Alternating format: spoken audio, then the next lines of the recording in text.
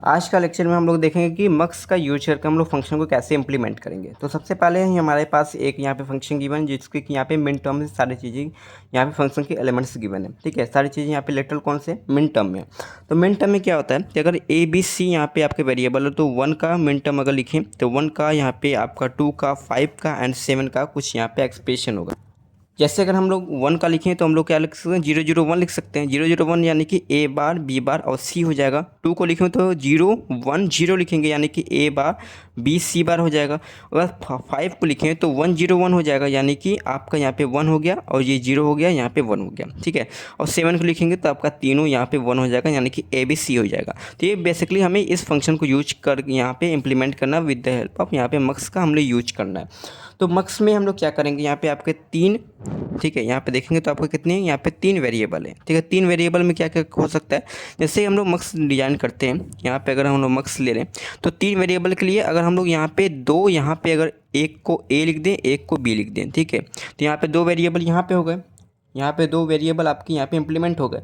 एक यहाँ पे रिमेनिंग आपकी वेरिएबल यहाँ पे सी रिमेनिंग बच गया, तो सी को हम लोग यहाँ पे इंप्लीमेंट करेंगे सी वेरिएबल को। ठीक है, तो टोटल नंबर ऑफ हमारा यहाँ पे कितना हो जाएगा, टोटल नंबर ऑफ यहाँ पे सिलेक्शन लाइन 2 हो गई।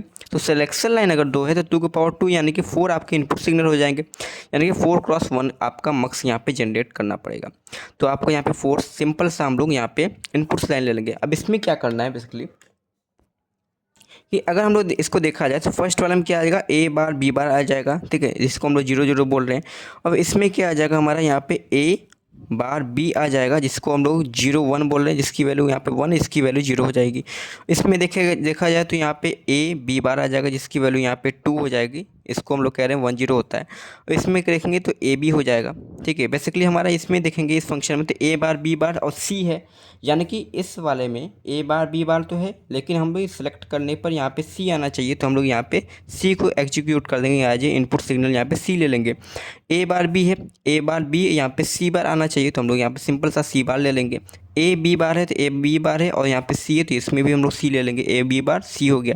और ए बी है तो ए बी है, यहाँ पे सी आना चाहिए तो ए बी सी आ जाएगा। तो आपका आंसर यहाँ पे फंक्शन की वैल्यू आ जाएगी that is called A bar B bar C plus A bar B C bar plus A B bar C plus A B C. ठीक है, तो ये आपके सारी चीज़ें आ जाएगी।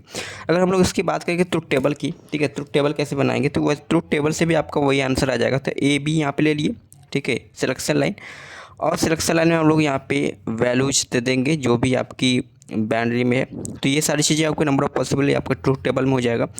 आपका यहाँ पे आउटपुट क्या आ जाएगा, अगर हम लोग सिलेक्शन सेलेक्ट करें, अगर आपकी वाई की वैल्यू करें तो वाई की वैल्यू आपकी क्या आ जाएगी, यहाँ पे सबसे पहले y1 y0 सेलेक्ट होता था, y1 y2 y3, हम लोग y1 को ही बोल रहे हैं कि c है और यहाँ पे बोल रहे हैं इसको सी बार है, इसको बोल रहे हैं यहाँ पे सी है, यहाँ पे बोल रहे हैं कि सी है। ठीक है, तो आपका जनरेट होगा क्या आएगा, इसमें अगर बात करें तो ए बार बी बार सी हो जाएगा क्योंकि यहाँ पे 0 0 है।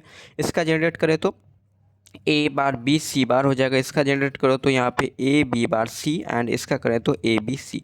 तो इसको सबको यहाँ पे हम लोग प्लस कर देंगे तो आपका यहाँ पे फंक्शन ये वाला इंप्लीमेंट हो जाएगा। तो इस प्रकार से हम लोग मक्स में फंक्शन को यहाँ पे इंप्लीमेंट करते हैं।